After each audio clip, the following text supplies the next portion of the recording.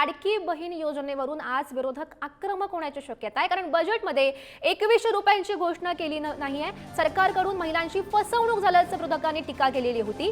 विधान परिषदेत विरोधक आक्रमक होणार आहेत। विधान भवनाच्या पायऱ्यांवर सुद्धा त्यांच्याकडून आंदोलन केलं जाईल। या संदर्भात अधिकची माहिती जाणून घेऊयात। आमचे प्रतिनिधी पंकज दळवी सध्या आपल्या सोबत आहेत। पंकज, आपण बघू शकतो लाडकी बहिणीवरून आज विरोधक आक्रमक होण्याची शक्यता दिसते। काय नेमकं चित्र सध्या दिसतंय? गौरी, अर्थसंकल्प राज्याचा काल सादर झाला आणि या अर्थसंकल्पावरून विरोधक जे आहेत ते आक्रमक होणार। त्याच्यातला महत्त्वाचा मुद्दा जो तू म्हणालीस त्याप्रमाणे राज्याच्या लाडक्या बहिणी या नेहमीच केंद्रस्थानी गेल्या निवडणुकीपासून राहिलेल्या आहेत। त्यामुळे लाडकी बहीण योजना हा निश्चितच विरोधकांच्या आजच्या अजेंडावरचा महत्त्वाचा विषय असणार आहे। आपल्यासोबत आमदार सदाभाऊ खोत आहेत। त्यांच्या हातात बघितलं तर बजेटचा ते अभ्यास करतायत। आज सभागृहात मुद्दे मांडायचे आहेत, बजेटवरती चर्चा करायची आहे। मात्र सदाभाऊ, तुम्ही बजेट बघताय, या सगळ्या बजेटमध्ये लाडकी बहीण मिसिंग आहे, 2100 रुपये मिसिंग आहेत, विरोधक आक्रमक होत आहेत। जवळजवळ राज्यामध्ये 2,53,00,000 लाडक्या बहिणींना या सरकारनं योजना सुरू केली आणि त्यांच्या खात्यावरती पैसे जायला लागले। 50-60 वर्ष सरकार काँग्रेस आणि राष्ट्रवादीचं महाविकास आघाडीचं होतं।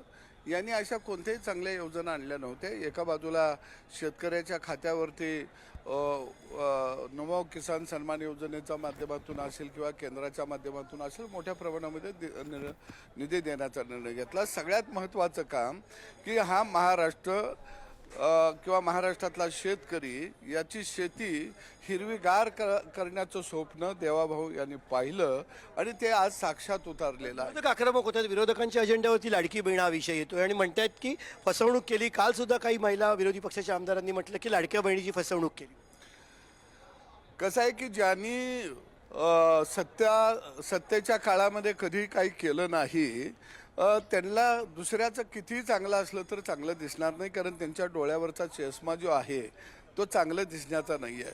आणि म्हणून या सरकारच्या माध्यमातून गरिबांना घरं देण्याचा निर्णय घेतला गेला, शेतकऱ्यांच्या शेतीला पाणी देण्याचा निर्णय घेतला, सौर ऊर्जाचा प्रकल्प मोठ्या प्रमाणामध्ये राबवून सौर ऊर्जा अंतर्गत शेतकऱ्यांना दिवसा वीज देण्याचा निर्णय मोठ्या प्रमाणामध्ये घेतलेला आहे। आणि म्हणून म्हणतो की पिण्याच्या पाण्यापासून शेतीच्या पाण्यापर्यंत आणि मार्केटिंगपर्यंत सगळ्या विषयाला ग्रामीण भागाच्या खऱ्या अर्थानं या अर्थसंकल्पाच्या माध्यमातून न्याय देण्यात आला। ग्रामीण विषयाला पूर्ण महाराष्ट्राच्या वेगवेगळ्या विषयांना, मग शहरी असेल ग्रामीण सर्वांकष जो आहे तो न्याय देण्याचा प्रयत्न सदाभाऊंचं म्हणणं आहे। मात्र गौरी, विरोधक आक्रमक होणार आहेत। लाडकी बहीण असो हा त्यांच्या अजेंड्यावरचा प्रमुख विषय असणार आहे, कारण 2100 रुपयाची प्रोव्हिजन केली जाईल अशी अपेक्षा होती, त्याचं ॲलोकेशन केलं जाईल पैशाचं अशी अपेक्षा होती, त्याच्यासाठी अर्थसंकल्पात ते मंजूर केलं जाईल असे दाखले दिले जात होते, पण ते झालं भाऊ। अर्थसंकल्पात मंजूर करून ते सांगितले असे दाखले दिले जाते, सरकार पक्षाचे लोक सांगत होती, पण ते झालेलं नाही। होईल लवकर असं वाटतं?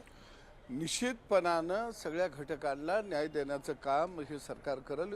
मुळामध्ये विरोधकांच्याकडे काही प्रश्न शिल्लक राहिलेले नाही, त्यांना बोलण्यासारखं काही राहिलेलं नाही आणि म्हणून कोणत्याही एखादा विषय घ्यायचा आणि सभागृह बंद पाडायचं। विरोधकांकडे विषय राहिलेले नाही आहेत आणि त्यामुळे दुसरा विषय घ्यायचा आणि त्याच्यानंतर सभागृह बंद पाडायचं हे विरोधकांचं काम झाल्याचं सदाभाऊ खोत यांनी म्हटलेलं आहे। लाडकी बहीण हा मुद्दाच गाजण्याची सभागृहामध्ये विधान परिषदेत शक्यता आहे।